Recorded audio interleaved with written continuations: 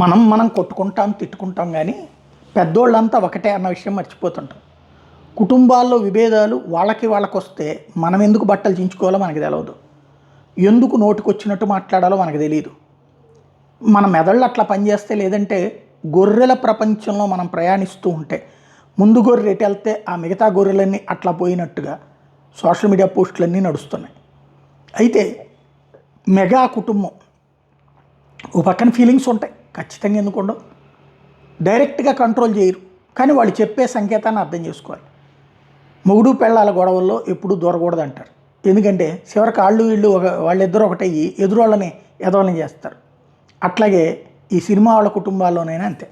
వాళ్ళు బాగానే ఉంటారు, మధ్యలో మనం గొంతు చించుకున్నందువల్ల ఒరిగేదేం లేదు. నువ్వు తిట్టావు కాబట్టి నీ ఎత్తిని భుజాన వేసుకునేది ఎవడు ఉండడు.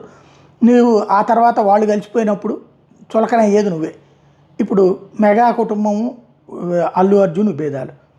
మన సురేఖ పరిగెత్తుకుంటూ వెళ్ళింది ఎందుకు, చిరంజీవి పరిగెత్తుకుంటూ వెళ్ళింది ఎందుకు, నాగబాబు పరిగెత్తుకుంటూ వెళ్ళింది ఎందుకు, అది పక్కన పెడదాం. ఇప్పుడు చిరంజీవి అల్లు అర్జున్ ఫ్యామిలీని ఇంటికి పిలిచి భోజనం అరేంజ్ చేశారు. ఇప్పుడు ఏమందాం మనం?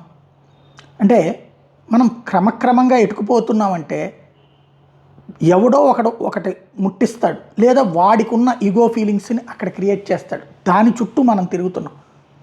అవసరమా లేదా? నిజంగా ప్రజా సమస్యల గురించి మాట్లాడుకోవచ్చు, కానీ కుటుంబాల్లో మనకి నచ్చిన నాయకుడు ఎట్టా ప్రవర్తించినా పర్లేదు, మిగతా వాళ్ళు మాత్రం మా నాయకుడికి బానిసల్లాగా బతకాలి, మళ్ళీ ఇంకొకడు బానిసలాగా బతకూడదు. మేము మాత్రం బానిసలాగా బతుకుతాం అనుకుంటున్నామా? ఆలోచించుకోవాల్సింది.